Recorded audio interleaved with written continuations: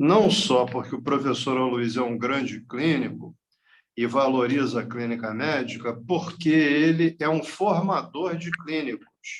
Então, ele atua na Universidade do Estado do Rio de Janeiro, na UERJ, exatamente como preceptor de residentes de clínica médica.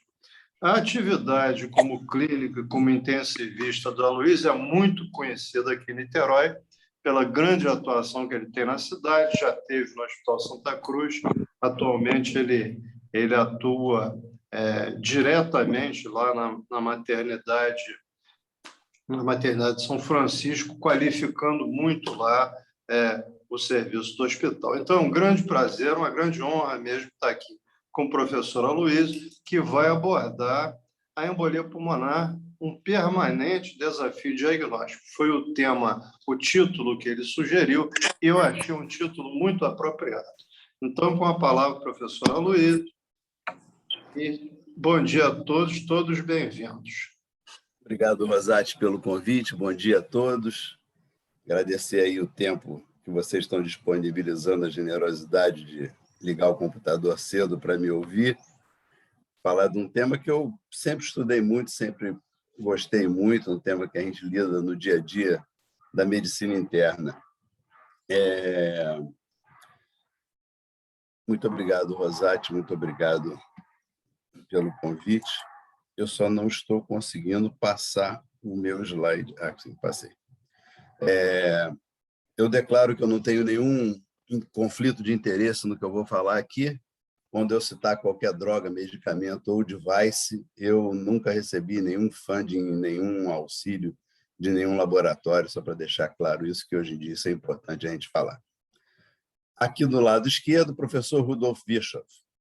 Ele, num trabalho original, lá por 1850, ele disse que o desprendimento de trombos e fragmentos de trombos das circulações inferiores, circulando pelo sistema venoso, ia parar no pulmão, causando uma doença e um fenômeno para o qual o melhor nome que ele conseguia dar era o de embolia.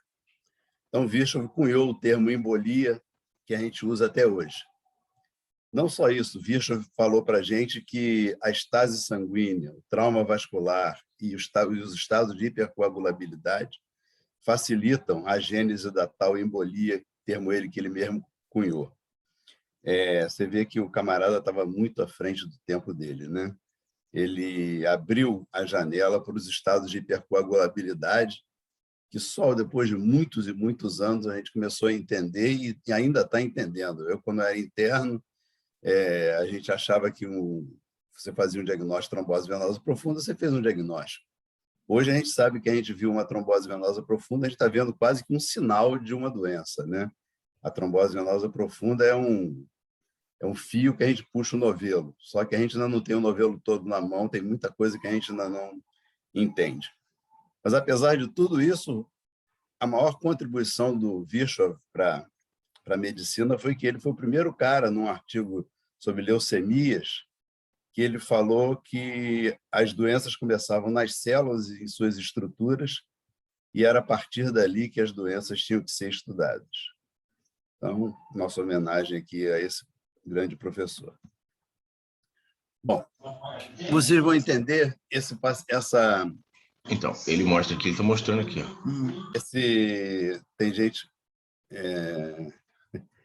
são meus pais. Vocês estão com o... Jefinho, tem que desligar o microfone de vocês. Desculpe, isso é minha torcida de Cantagalo, assistindo a aula. Bom dia, mãe, bom dia, pai, bom dia, Jefinho. Obrigado aí. Esse caso tem que desligar o microfone de vocês. Bom, desculpe aí, pessoal. Esse caso é um caso zero, vocês vão entender por quê. Esse caso eu era interno lá no Pedro Ernesto, em 1984, e foi pedido uma vaga para uma mulher com cetoacidose diabética. Ela tinha tudo que uma cetoacidose podia mostrar para a gente. Ela tinha hálito cetônico, estava extremamente desidratada, estava sonolenta, taquipneica, os pulmões eram limpos, a pressão era normal, cardiovascular normal, A gasometria mostrava uma acidose metabólica descompensada, como a gente sempre vê na cetoacidose diabética, uma PaO2 de 60, que nos passou batido na hora, dada a magnitude do quadro de cetoacidose. A radiografia de tórax era normal, nós fizemos insulina intramuscular, que era o protocolo, para os mais novos não estranho, isso era o protocolo de 1984, a gente fazia insulina intramuscular, insulina regular intramuscular e soro fisiológico para tratar as cetoacidoses, e a paciente melhorou muito. E esse PaO2 aqui de 60 foi esquecido. 3 dias depois, essa paciente levanta e simplesmente cai e para e não volta mais.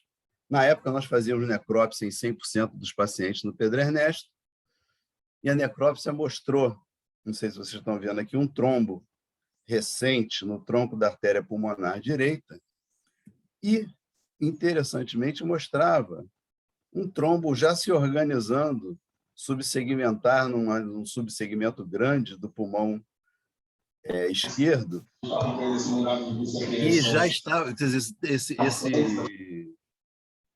esse trombo estava se organizando.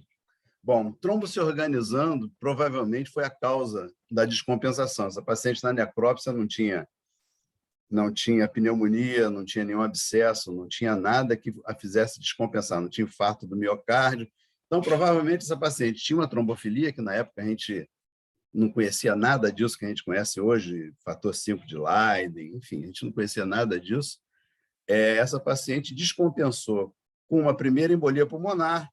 Nós não nos atentamos para aquele PO2 de 60 numa paciente com pulmão limpo, taquipneica, e acabou que a paciente veio a falecer. Por quê? Porque nós não suspeitamos do diagnóstico.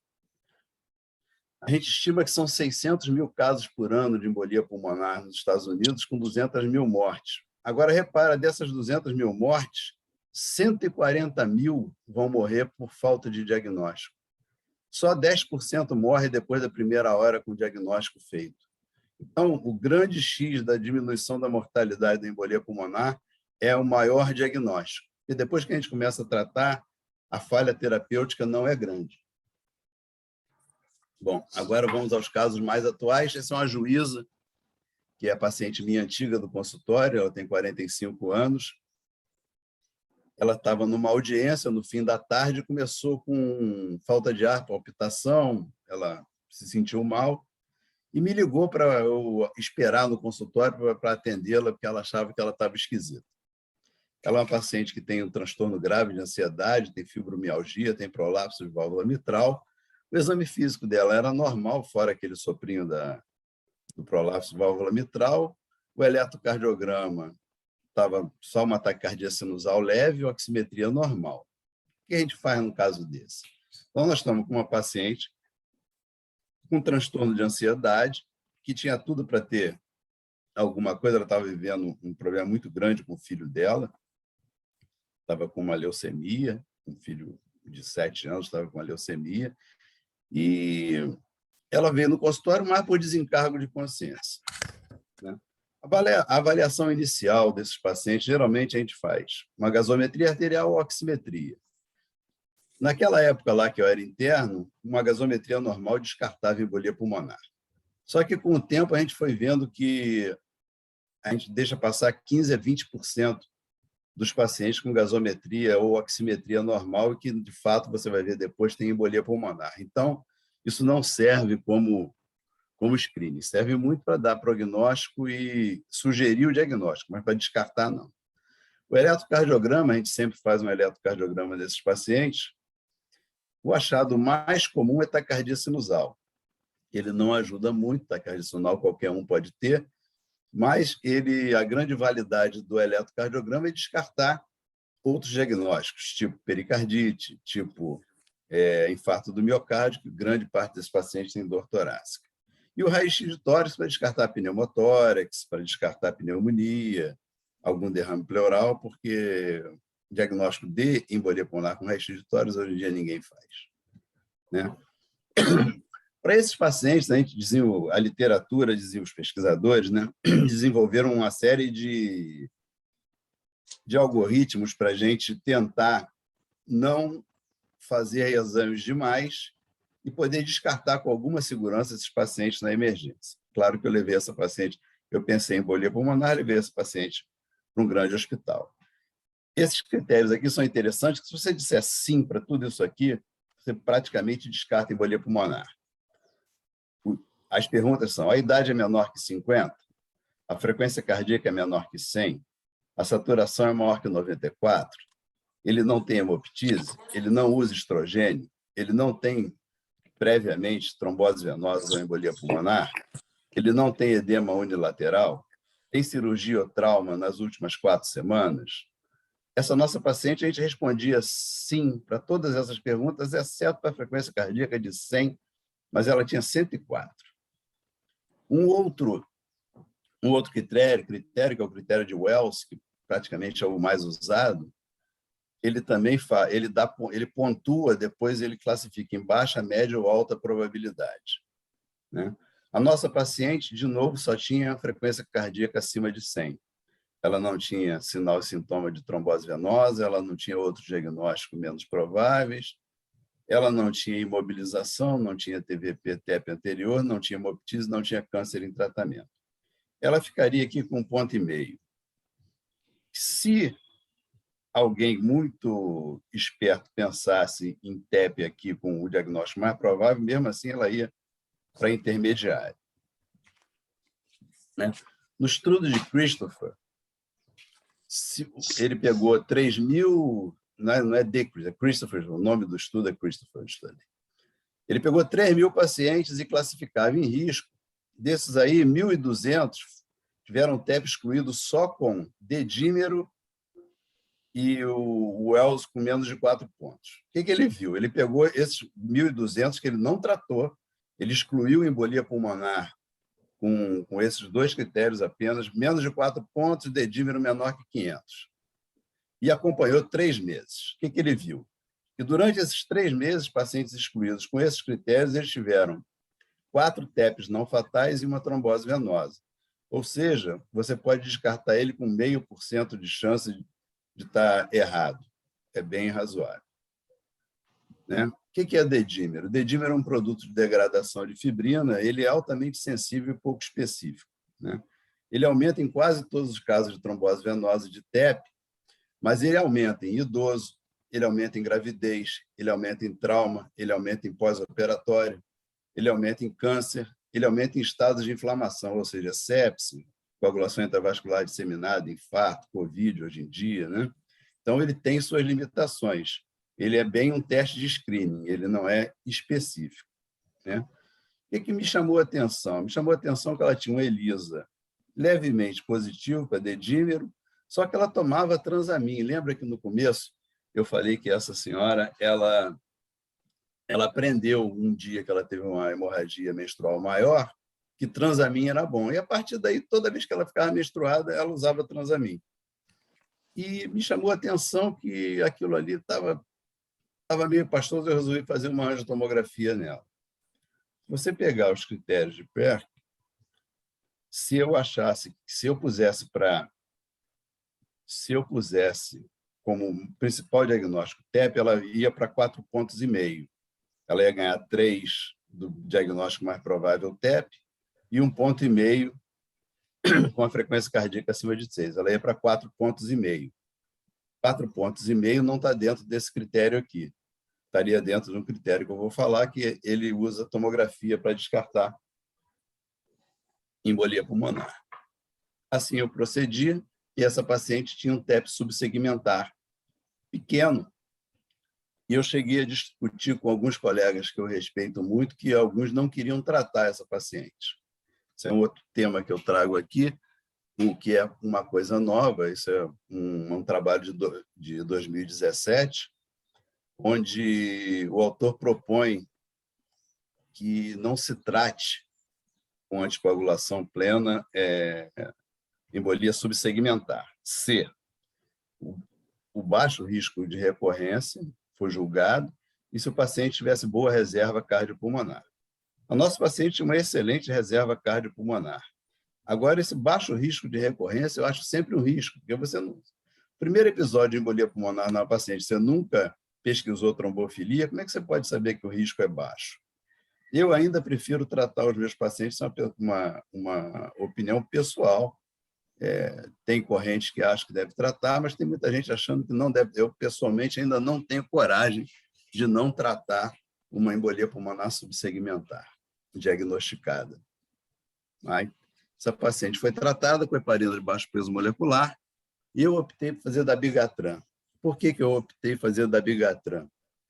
Porque, na época, era o único que tinha antídoto e ela estava com uma hemorragia realmente um pouco maior do que o habitual dela. Lembrar que quem usa dabigatran, que é um inibidor direto de trombina, tem que fazer sempre heparina de baixo peso molecular antes. Dabigatran não dá para começar tratando direto como o rivaroxaban e o apixaban. Talvez, se fosse hoje, como já existem antídotos para esses dois, e a gente pode usar direto o rivaroxaban e o apixaban, talvez eu teria optado por um desses dois. Mas, na época, foi dabigatran. A paciente evoluiu muito bem, e está ótima. Depois ela fez uma esterectomia 2, 3 meses depois e ficou muito bem. Caso 2 é um caso de um cirurgião aqui da cidade, que ainda atuante, que aos 74 anos ele me liga, tem uns 10 anos, 14 anos, ele me liga e fala assim: Aloysio, eu estou com dor no ponto cístico, bem específico, estou com dor no ponto cístico, apontado. Marquei com ele, fomos numa clínica de ultrassom aqui em Niterói, era sábado, 8 horas da manhã. Ele fez um ultrassom que mostrou que tinha um cálculo no colédo. Bom, tinha um cálculo no colédo, levei ele para o HCN, que depois virou CHN. Liguei para o Célio Eduardo, falei: Célio, nosso amigo está com um cálculo no colédo. Ele falou, o Célio falou: bom, vamos fazer uma colangio-ressonância. O exame físico dele, fora a dor no ponto cístico, não tinha nada. Não tinha trombose, sinal de trombose venosa, não tinha nada. A única coisa que ele tinha é que ele tinha feito uma cirurgia de varizes 12 dias antes desse evento. Para nossa surpresa, a colangio-ressonância não mostrou cálculo nenhum, nem na vesícula, nem no colédoco, nem em lugar nenhum. Na mesma hora, a gente chamou o Alair, que fez o ultrassom, que mostrou, que falou: ó, cara, não tem cálculo, não. Ou o cálculo passou, ou não sei. Fizemos uma tomografia de abdômen, que a dor continuava, e a única coisa que o Alair falou é que parece que tem uma pneumonia na base direita. Eu falei: pô, mas pneumonia? O paciente tem hemograma normal, não tem febre, não tem tosse. Que pneumonia será essa, né? A pneumonia era essa aqui, ó. Não sei se vocês estão vendo um vidro fosco aqui na base do pulmão direito. E aquilo não me emocionou muito, mas a gente sempre tem embolia pulmonar com uma pulga atrás da orelha. Eu pedi um dedímero para esse paciente. O dedímero dele veio negativo. Ele tinha 1,5 ponto com imobilização ou cirurgia menos de uma semana. O ultrassom das pernas, o Doppler das pernas era normal e o dedímero era negativo. Eu liberei ele para casa, usando lá o Christopher Study. Acontece que eu fui dormir. Sabe quando você vai dormir pensando no paciente, aquela coisa não está confortável? E eu, dormindo, lembrei que eu tinha lido na New England, uma semana ou 2 antes, que o dedímero usado na maioria das emergências pelos Estados Unidos era látex. E o método de látex não é tão bom quanto o método de ELISA em termos de sensibilidade. O látex dá uma sensibilidade de 80%, ou seja, ele é tão ruim quanto gasometria arterial como screening. Aí eu peguei o telefone e liguei para o CHN, consegui falar com o laboratório, perguntei ao laboratorista: mas escuta aqui, qual método você usa aí para fazer? Estou falando uma história de 14 anos atrás, tá? O método hoje não é esse mais. Ele falou: bom, eu estou usando látex. Eu falei: bom, eu fui na casa do paciente, o acordei, falei: olha, nós temos que ir fazer uma tomografia, uma angiotomografia. Naquele mesmo estudo, Christopher, usando critérios de Wells modificado, ele viu que 4 pontos. Isso aqui é o descarte que eu fiz, né? Só que, para pacientes que têm mais que 4,5 pontos ou dedímero positivo, o que ele viu? Que ele viu que se ele conseguir, ele descartando com angiotomografia, ele tinha 0,5% de casos de TEP fatal e 2% de TEP não fatal. Somando esses dois aqui, dá 1% de TEP em 3 meses. Ou seja, uma angio-CT bem feita descarta com alguma segurança embolia pulmonar. Esse ADSPI também mostra dados bem semelhantes, 0,4 com 0,3 vai dar 0,7, 0,5 de eventos em 3 meses. Então, uma angiotomografia normal, num paciente de baixa probabilidade, descarta com alguma segurança embolia pulmonar. Só que a gente tem que ver algumas coisas. O PIOPED chama atenção para a gente o seguinte: se o valor preditivo, se a probabilidade pré-teste for alta, uma angiotomografia negativa, você tem que ter muito cuidado, que ela tem 5% de falso negativo para embolia pulmonar. Ou seja, se você acha muito que esse paciente tem embolia pulmonar, uma angiotomografia normal não faz você dormir bem, não. A angiotomografia não tem o mesmo valor que a cintilografia de perfusão normal. E por que isso, né? Quais são as limitações? Você pensa que uma das grandes limitações é que o cara tem que fazer 30 segundos de apneia.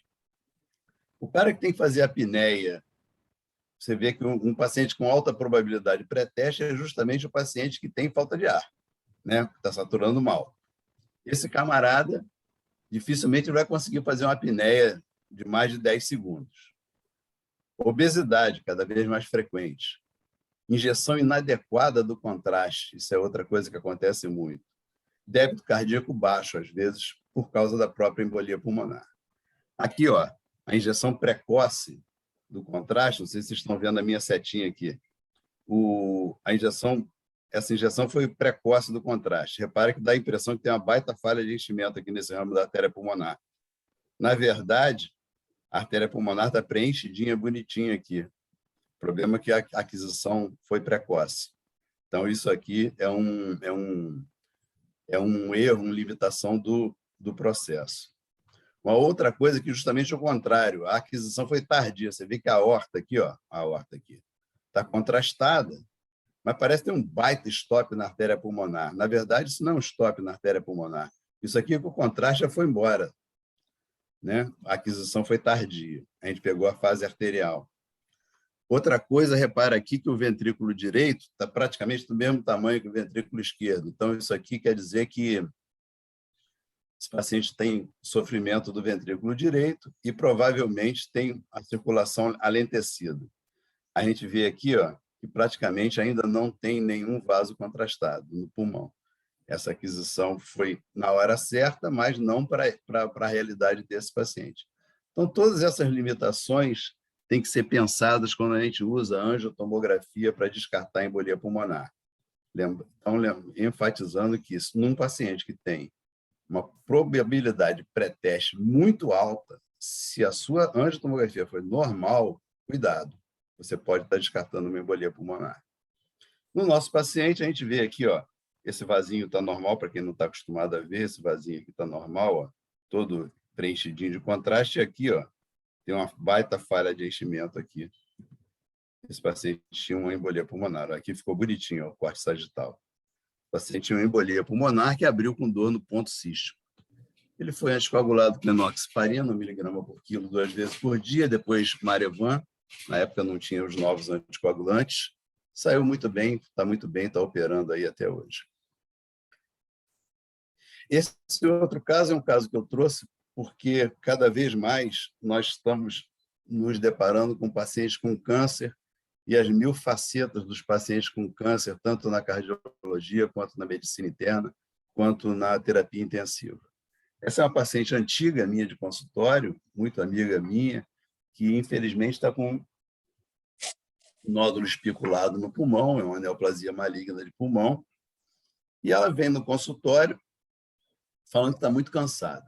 Boto o oxímetro nela, está com 96 de oximetria, mas eu achei ela respirando com alguma dificuldade, dei uma passeada com ela, o meu consultório que tem um corredor longo, dei uma passeada com ela no corredor, a saturação dela, quando ela sentou de volta, que tinha caído para 88, 86.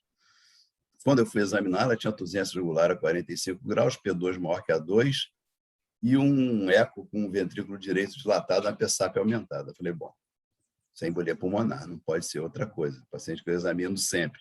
Não tinha nada disso.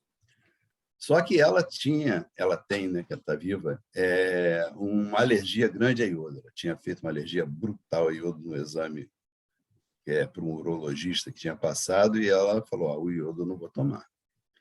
Na verdade, eu já anticoagulei essa paciente aqui com isso aqui que eu tive esse dia. Eu levei ela no hospital, fiz esse eco no mesmo dia. Eu já comecei a anticoagular, porque eu tinha muita convicção que ela tinha embolia pulmonar. Mas você manter uma idosa anticoagulada sem um diagnóstico de certeza é sempre uma coisa desconfortável, né? Quando os pacientes têm alergia a iodo, uma grande pedida é a cintilografia pulmonar de ventilação-perfusão. Qual é a ideia da cintilografia de ventilação-perfusão?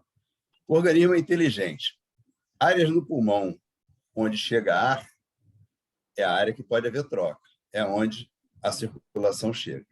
Se uma área não tiver aerada, o organismo desvia a perfusão de lá. Então, não pode ter uma área aerada que não chegue à perfusão. Então, a cintilografia de ventilação-perfusão procura esses desbalanços entre a ventilação e a perfusão pulmonar. O problema da grande limitação desse exame é que, se o doente tem doença pulmonar prévia, a aquisição das imagens fica muito prejudicada, né? Então, ele é o melhor exame para descartar a embolia pulmonar, uma cintilografia de perfusão normal praticamente descarta a embolia pulmonar, mas a maioria dos casos fica ali em média probabilidade, por causa desses artefatos de doença prévia. Não é o pulmão da nossa paciente, é só para ilustrar, esse é um paciente que eu internei, está internado ainda no CHN essa semana passada, ou retrasada. Esse paciente foi um grande fumante e chegou no hospital com um quadro que inicialmente eu pensei que fosse embolia pulmonar. Ele tinha 3,5 de creatinina, um diabético hipertenso de 86 anos. Eu falei, pô, não vou fazer uma angiotomografia nesse cara, não, vou fazer uma tomografia. Vou fazer uma cintilografia. Mas na hora que eu olhei a tomografia sem contraste, falei, não vai dar certo. Aí eu liguei para o Cláudio Tinoco, que é um colega que eu troco experiência com isso, ele grande entendido em cintilografia de ventilação perfusão. Quando eu mostrei a tomografia para ele, ele falou assim, Luiz, eu não vou poder te ajudar. Porque justamente com tanto pulmão destruído, a gente sabe que a ventilação é ruim, então a perfusão é ruim e o exame vai ficar prejudicado. Mas, no caso da nossa paciente, ela tem, fora o nódulo do pulmão, fora o câncer do pulmão, ela não tem mais nada. Então, o pulmão dela é totalmente aerado, e a gente viu aqui justamente o que a gente procura em pacientes com embolia pulmonar. A gente vê aqui, ó, essa parte de cima aqui é a parte de ventilação. A gente vê esta área bem aerada com esta área não aerada aqui, ó, não perfundida, perdão. E aqui também, ó, essa área aqui, ó, bem aerada, e aqui essa falha de perfusão. Então, nossa paciente inequivocamente tem uma embolia pulmonar e a gente foi tratar. Eu trouxe esse caso para falar da cintilografia um pouquinho, aproveitar, mas para chamar a atenção de que o tratamento da embolia pulmonar e a manutenção depois no paciente com câncer tem algumas nuances. A principal nuance é que os antagonistas de vitamina K, nosso velho Marevan, não tem comparado com o heparina de baixo peso molecular, ele é ruim. Ele não tem um bom resultado para anticoagulação e profilaxia tão boa quanto tem heparina de baixo peso molecular. Acontece que manter heparina de baixo peso molecular nesses pacientes não é legal, porque, primeiro, o preço acaba que sai caro. Segundo, que são 2 injeções por dia para sempre, né? Esses novos anticoagulantes, tanto o apixabana quanto o rivaroxabana podem ser usados com eficácia bem semelhante à heparina de baixo peso molecular, o que faz sentido porque eles são anti-10A, né? A única coisa, o único lembrete, o único macete, que se a malignidade for do tubo gastrointestinal, o rivaroxabana e a edoxabana foram associados a maior nível de sangramento. Então, para paciente, se a neoplasia for do tubo gastrointestinal, o melhor deles é o apixabana. Para pacientes que não são do trato gastrointestinal, tanto a apixabana quanto a rivaroxabana são boas opções. Eu optei por fazer a apixabana, lembrando que tanto a apixabana quanto a rivaroxabana, a dose inicial é dobrada. A apixabana, a dose é de 10 miligramas de 12 horas nos primeiros 5 dias, 7 dias, depois baixa para 5 de 12 em 12. A rivaroxabana é 30 dias, 15 durante 21 dias, depois a gente baixa para 20 dias. A paciente está muito bem, ela ainda mantém a PSAP alta. Eu estou pensando quais são as outras possibilidades. A gente acabou, o colega pneumologista dela acabou fazendo sildenafil para tentar diminuir a pressão da artéria pulmonar. Enfim, é uma opção, mas ela está evoluindo relativamente bem, não teve mais trombose, não teve mais embolia pulmonar. Esse caso é um caso também do antigo Hospital Santa Cruz, paciente de 75 anos, internado há 5 dias devido à insuficiência cardíaca, de repente tem uma dor torácica súbita, evolui com choque e insuficiência respiratória. Eletro, uma fibrilação atrial nova, que é um dado que pode,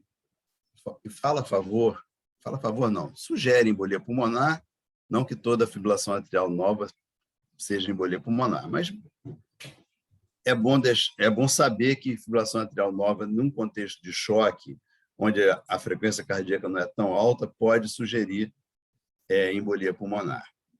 O ecocardiograma tinha uma PSAP alta e um VE em forma de D na diástole, e um bombeamento do septo interventricular sistólico para dentro do VE. Esses são dados indiretos de ecocardiograma importantes para embolia pulmonar, porque na hora que agudamente o ventrículo direito distende, ele achata o septo interventricular na diástole e na sístole ele joga esse septo interventricular para dentro do ventrículo esquerdo, coisa que nunca acontece fisiologicamente, né? Porque a pressão do ventrículo esquerdo normalmente é muito maior que a do ventrículo direito.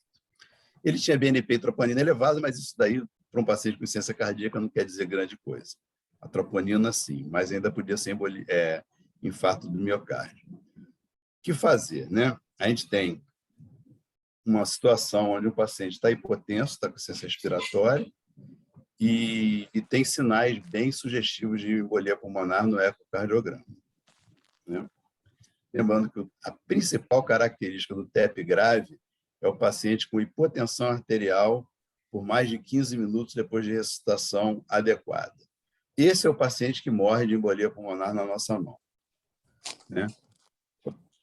Quais são os outros sinais de gravidade? IVD aguda, S1QT3, que eu sempre procurei, já vi umas 2 ou 3 vezes, BRD novo, mas para ser novo você precisa ter o eletro anterior do paciente, inversão de STT na parede anterior e troponina e BNP alto. Mas o principal é hipotensão. O principal fator prognóstico é hipotensão prolongada, choque prolongado, né?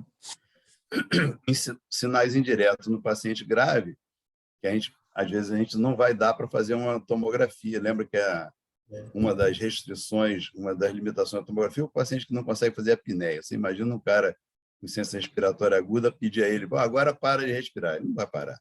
Não dá para combinar com o centro respiratório para ele parar de respirar. Não vai.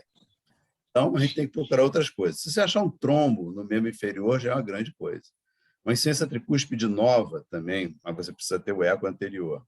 Trombo dentro do VD e trombo em trânsito. Às vezes dá para ver, principalmente eco transesofágico, dá para ver trombo transitando pela artéria pulmonar e pelo VD. Aqui a diástole, a forma em D do ventrículo esquerdo, e aqui o bombeamento do septo interventricular para dentro do VE. Então, o nosso paciente tomou 1 litro de soro fisiológico, lembrando que ele tem insuficiência cardíaca, já foi muito. Tratamos a hipoxemia, demos noradrenalina para ele, dobutamina, e 30 minutos depois ele ainda estava hipotenso, com oxigênio em 8 litros por minuto em máscara, para manter uma saturação de 92, 93. Doppler de membro inferior, viu um trombo proximal. Então, esse paciente certamente tinha embolia pulmonar.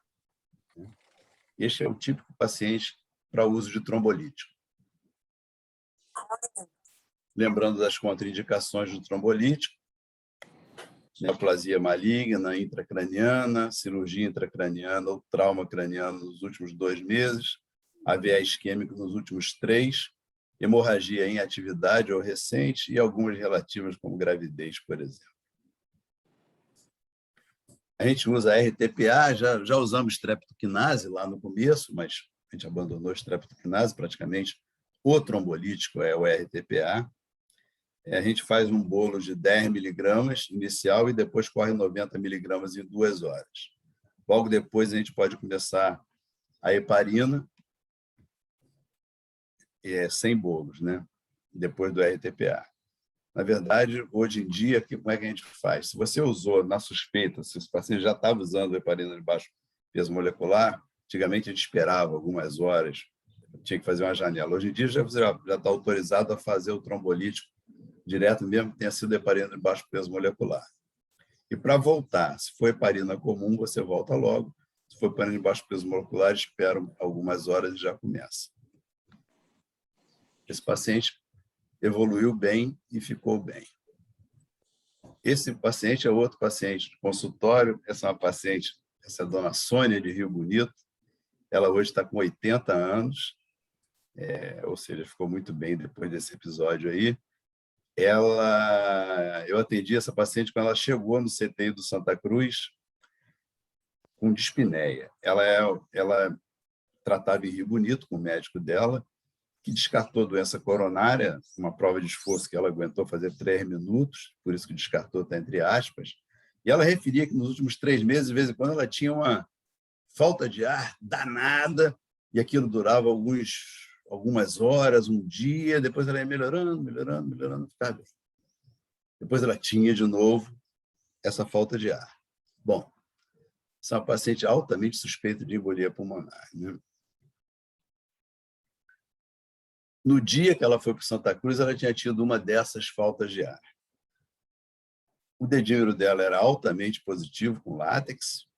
Não tem problema se for o látex, o problema é quando ele é negativo, porque ele tem falso negativo. O ecocardiograma tinha insuficiência tricúspide moderada e uma sobrecarga de VD importante, com hipertensão arterial pulmonar. Ela estava estável hemodinamicamente, tinha uma turgência jugular patológica e uma hepatomegalia dolorosa, ou seja, ela tinha uma insuficiência de ventrículo direito clássica. Aqui o êmbolo dela, né, das 2 artérias pulmonares, a chapa é dela mesmo, né? Está meio fora de foco, é antigo, mas dá para ver aqui a falha de enchimento na artéria pulmonar. Esse caso ainda está na aula porque nós ainda temos dúvida se o paciente com insuficiência ventricular aguda de VD, sem instabilidade hemodinâmica, deve ser trombolizado ou não.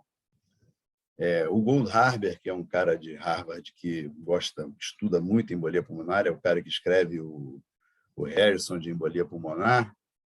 Ele defendeu muito tempo que esses pacientes fossem trombolizados.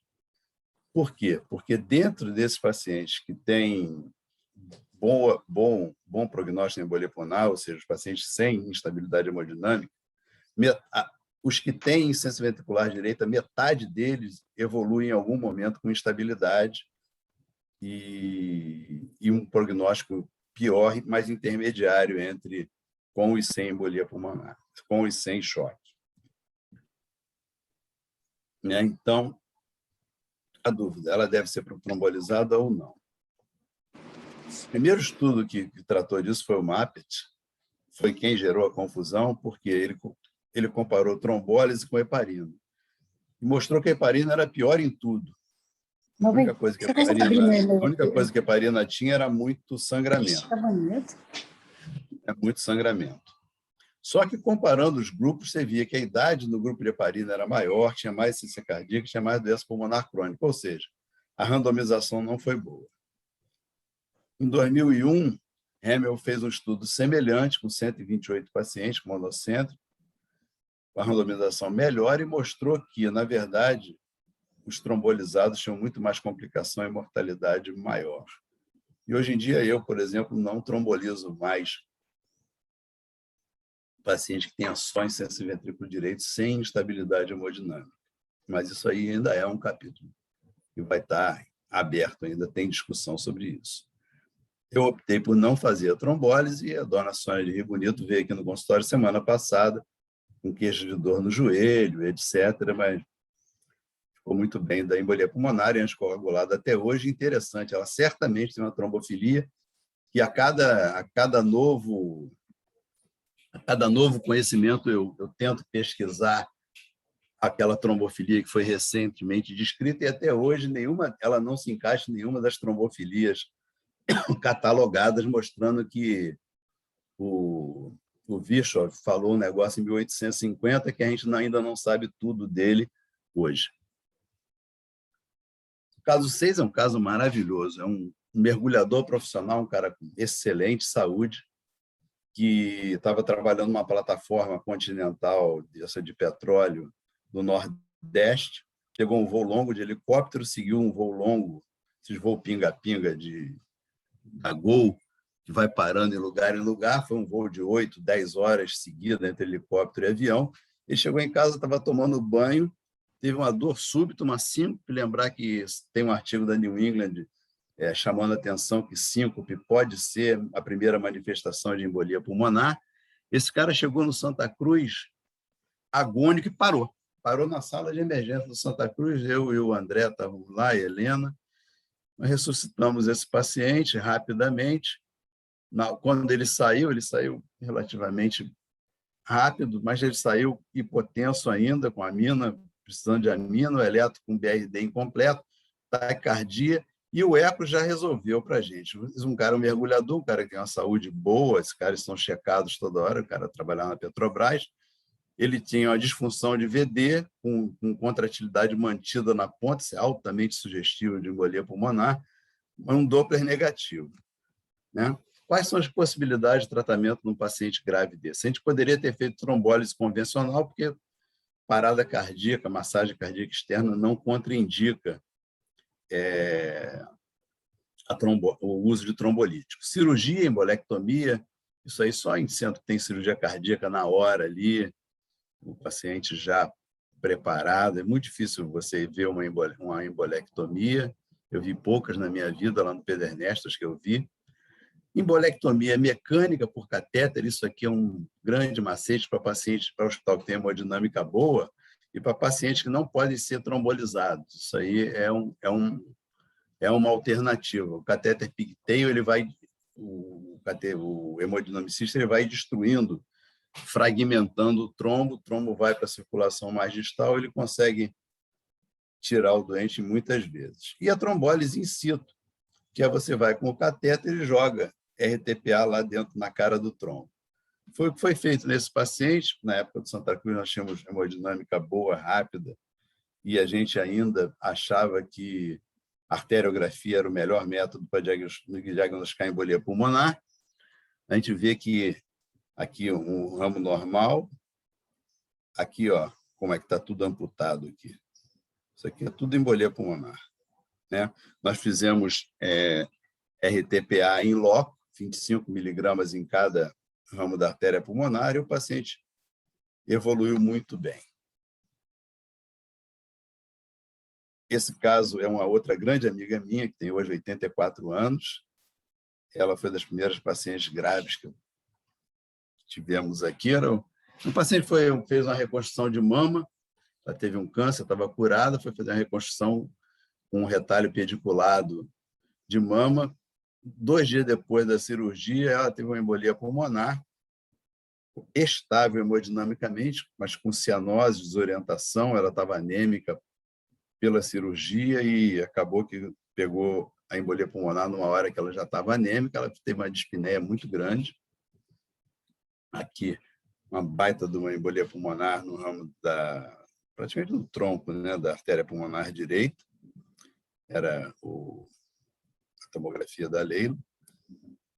E eu comecei heparina, né? Na época, eu comecei heparina não fracionada, até foi sorte, porque às 4 horas da manhã ela começou a sangrar abundantemente por tudo quanto é linha de sutura, sangrando pelas feridas, pelos pontos, precisou tomar 2 concentrados de hemácia. Esse caso da Leila eu trouxe porque a opção para um paciente estável hemodinamicamente é a colocação de filtro de veia cava. Nós colocamos um filtro de veia cava de urgência nela, revertemos a anticoagulação. Hoje em dia, esses filtros podem ser retirados depois, em pese a maioria fica mesmo, né? Lembrar que o filtro de veia cava ele não para o processo trombótico, então, assim que você puder, você tem que voltar à anticoagulação desse doente. Pode haver TEP, trombose venosa pode haver TEP por colateral. A mãe da Helena, que trabalha comigo, já teve alguns TEPs por colateral do filtro. E raramente, essa eu nunca vi, graças a Deus, trombose de cava, trombose do filtro. Acho que com esses filtros modernos, cada vez isso aqui está sendo mais raro. Então, o filtro de veia cava tem a grande indicação em paciente com TEP que não possa ser anticoagulado. Uma outra indicação seria o paciente com TEP recorrente a despeito de estar anticoagulado. Eu tive algumas pacientes com SAF, você sabe que o Pedro Ernesto é referência para SAF e para lúpus, e nós já tivemos alguns pacientes com lúpus e SAF, mesmo com NR de 3, 3,5, que às vezes a gente mantém esses pacientes, eles continuam fazendo embolia pulmonar, esses pacientes a gente coloca filtro de cava para tentar diminuir a quantidade de embolia pulmonar e aliviar a pressão da artéria pulmonar. E uma outra indicação é quando você acha que o paciente não aguentaria uma segunda embolia pulmonar, reserva cardiopulmonar muito baixa, e você coloca o filtro. Eu vejo, assim, não é uma crítica pessoal a ninguém, eu vejo um exagero em colocação de filtro de cava, eu vejo muitos filtros colocados com indicação bem duvidosa. Eu acho que o clínico tem que ser bem judicioso para conversar com o cirurgião vascular, para colocar esses filtros quando a indicação é precisa. Esse autor, pensando nisso, ele pegou 400 pacientes, dividiu em 2 grupos. 200 com tratamento convencional, todos eles tinham trombose venosa iliofemoral. 200 ele pegou tratamento convencional mais filtro. Seguiu esses pacientes por 2 anos, a mortalidade era exatamente igual. Bom, o último caso, esse caso é bem atual, é um paciente de 68 anos, hipertenso, diabético do tipo 2, com acidente vascular isquêmico 3 anos antes, sem sequela, uso de hipoglicemia antioral, losartana, aspirina, internado no 8º dia com Covid por hipoxemia. Inicialmente foi tratado tratamento padrão, dexametasona, oxigênio e máscara reservatória, depois foi para o KNAF. Nós fizemos aquela dose intermediária de heparina, 60 miligramas, paciente com dedímero em torno de 2.000, internado no Niterói DOR, Doppler seriado, todos negativos, mantivemos AS. Começou a evoluir bem no 14º dia, já estava só com oxigêniozinho nasal, foi levantar, teve uma lipotímia, uma queda importante de hematócrito, sem exteriorizar sangramento. Nós suspendemos a enoxaparina, pedimos uma endoscopia que mostrou uma lesão de Laffois, que é uma lesão de duodeno com um vaso sangrando. A úlcera foi esclerosada e parou de sangrar. Nós entupimos ele de pantoprazol, sucralfate, e ele ficou bem. Ele teve alta 7 dias depois do evento hemorragia digestiva, tranquilo, com hematócrito de 29 e dedímero de 2.000. Para o meu pavor, 7 para 8 dias depois da alta, quando eu estava acompanhando pelo telefone todo dia com o filho, e sempre dizia, papai está ótimo, o papai começou a ter febre. O papai teve febre no 7º dia, no 8º dia, no 9º dia. No segundo dia, eu pedi um hemograma, um EAS, um urinocultura. EAS foi normal, o hemograma foi normal, fora anemia. E eu comecei a ficar muito preocupado, porque esse doente teve catéter veia profunda, já comecei a pensar, será endocardite? O que está acontecendo com esse paciente? E pedi um dedímero também, que veio 5.000. E no quinto dia, febre 38,2, 38,5. Eu comecei a ficar muito preocupado, eu tinha uma consulta marcada na quinta-feira no consultório, mas eu liguei para o filho e falei, não, vamos na emergência, porque eu estou muito preocupado com essa febre, eu não estou gostando disso, não.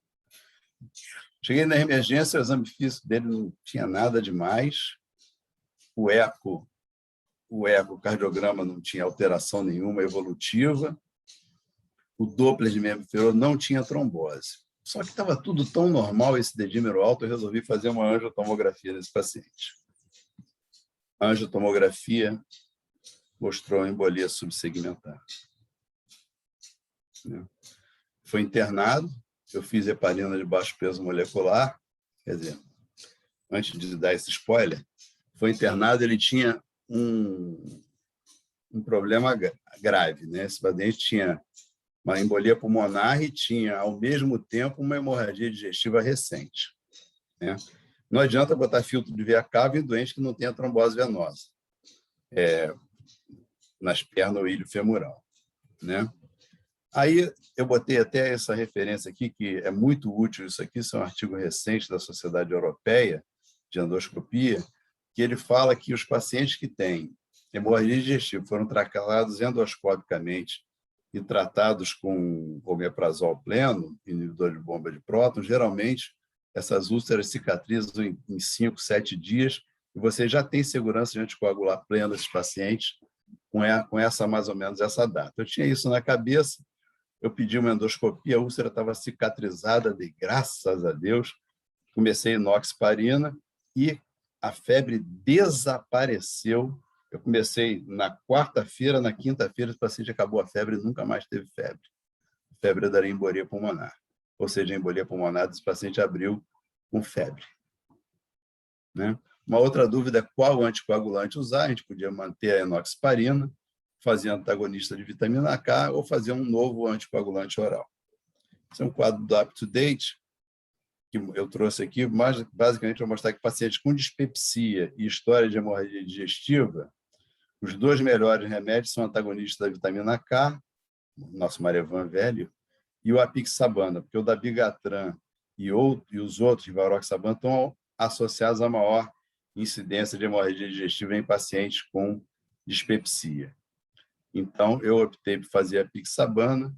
Esse paciente voltou no consultório, já 2 meses, teve que semana passada, 2 meses depois da alta, está muito bem. Era isso que eu tinha para falar para vocês. Eu passei pelos casos que eu vivi aí, alguns casos que eu pincei para falar o que eu acho mais importante de embolia pulmonar hoje. É claro que deixei uma opção de coisa para falar, senão ficava falando aqui o dia inteiro. Está aberto aí para vocês. Muito obrigado.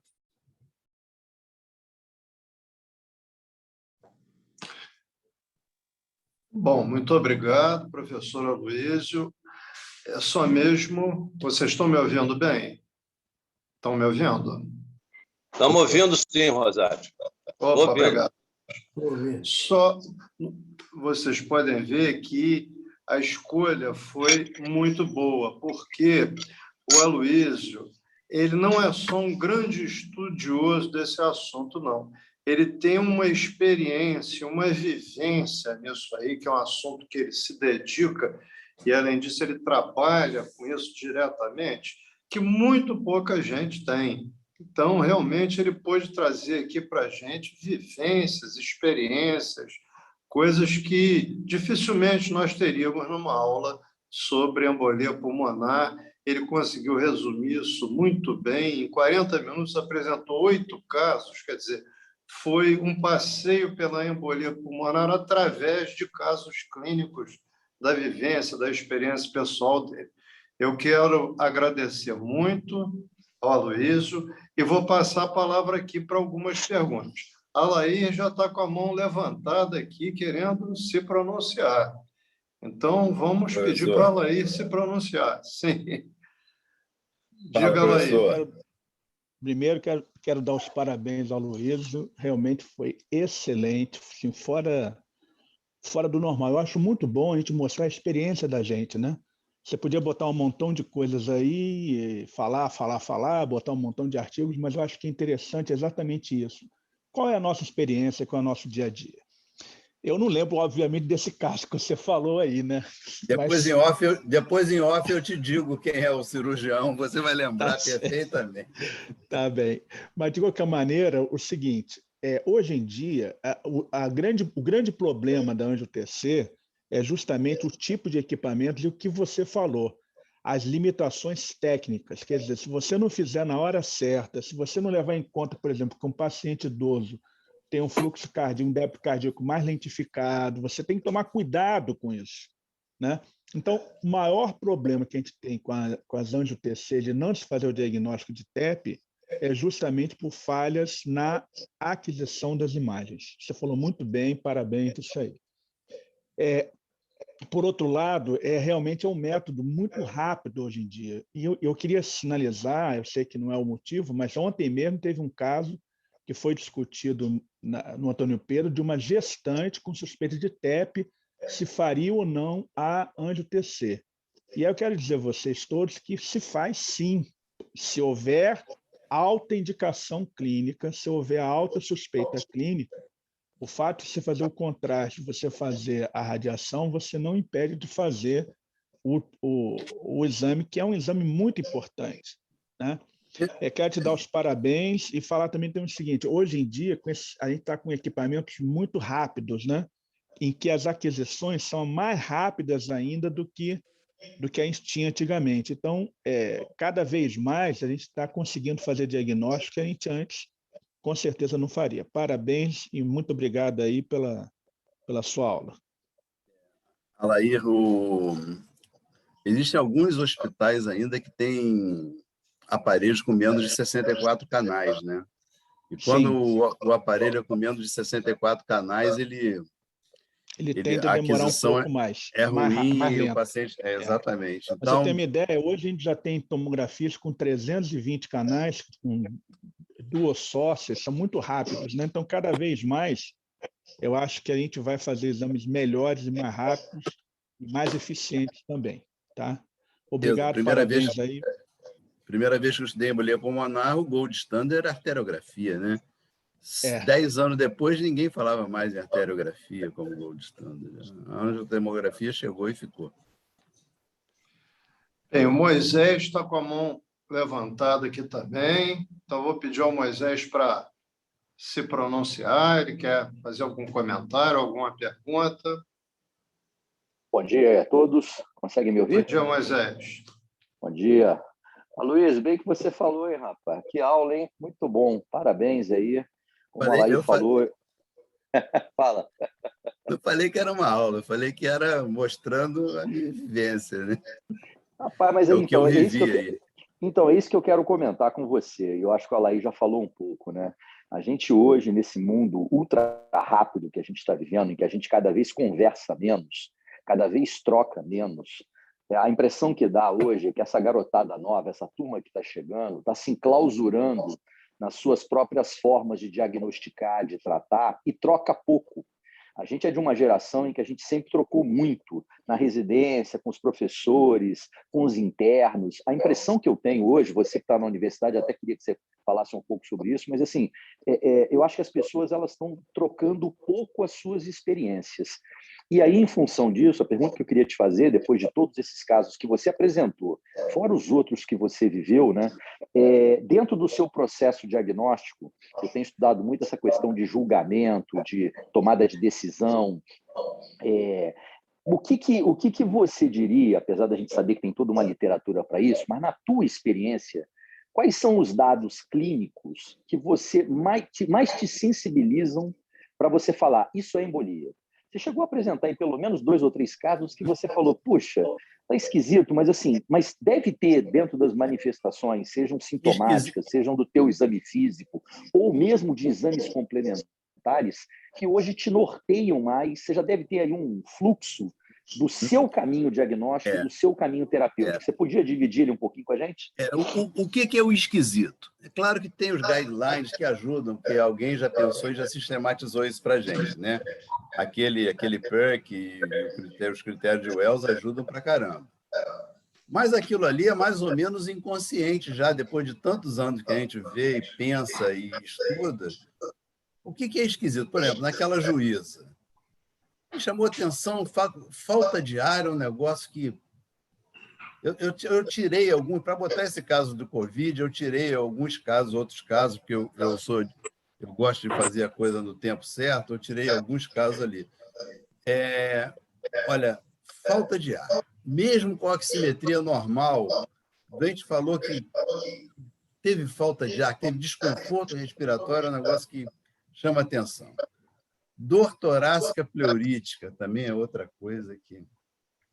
Uso de estrogênio, principalmente, olha, mulher jovem com dor pleurítica, era um caso que eu tirei aqui, mulher jovem com dor pleurítica, começou a tomar pílula há menos de um ano, pô, lembrar de embolia pulmonar, mesmo sem falta de ar, entendeu?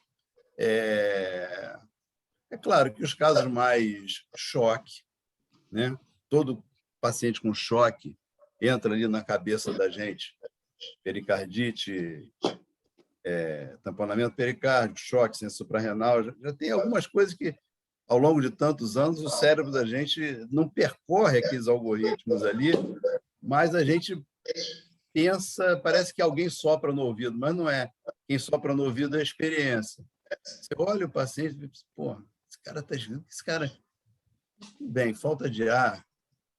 Agora, é claro que os algoritmos ajudam. Você pega assim, aquela juíza. Falta de ar, ela tem síndrome do pânico. De vez em quando ela tem umas dispneia suspirosa, mas eu achei pela cara dela que aquele dia não era um dia que ela estava com dispneia suspirosa, mesmo porque ela não estava nem reclamando de dispneia, ela falou que sentiu mal, esquisito, teve falta de ar. Assim, dispneia é o principal.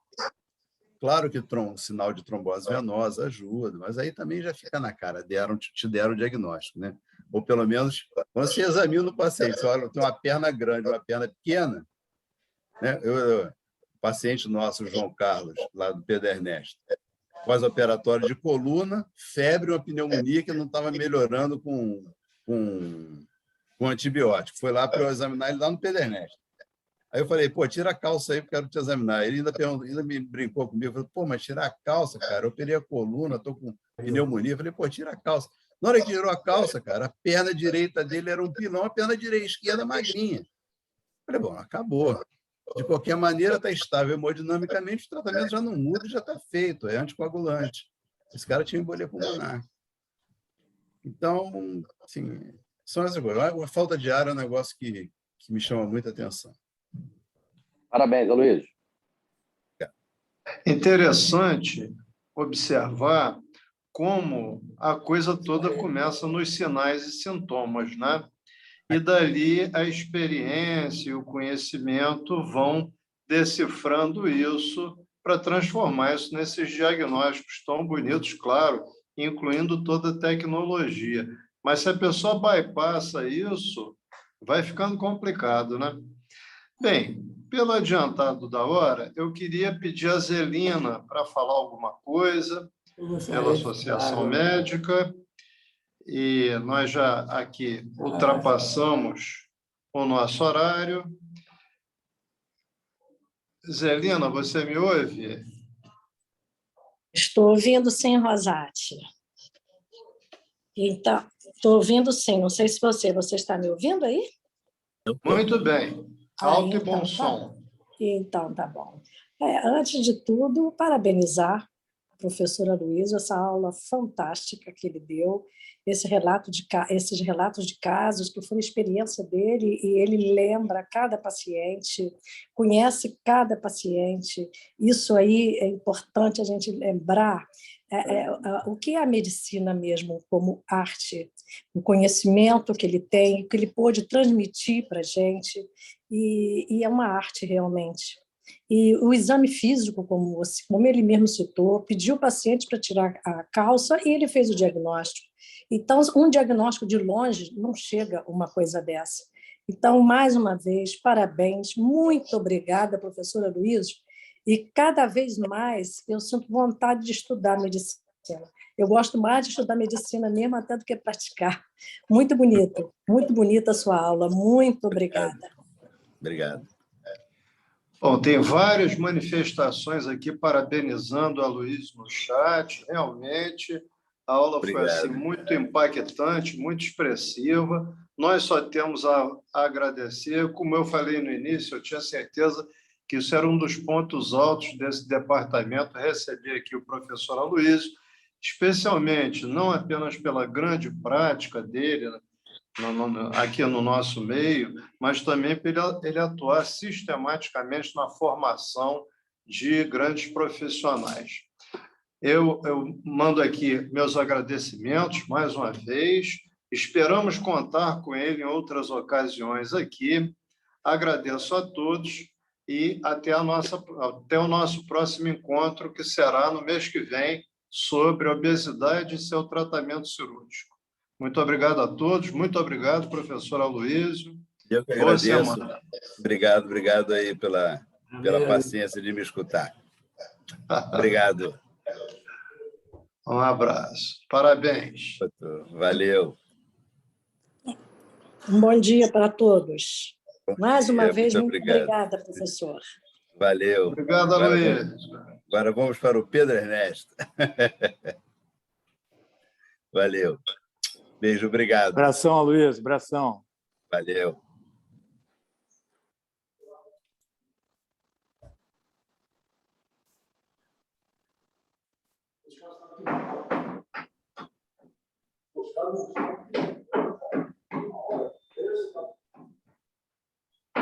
Brilhou, hein, rapaz? Valeu, hein? Gostou? Gostei.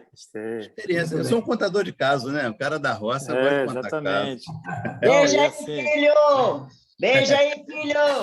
Valeu, mãe!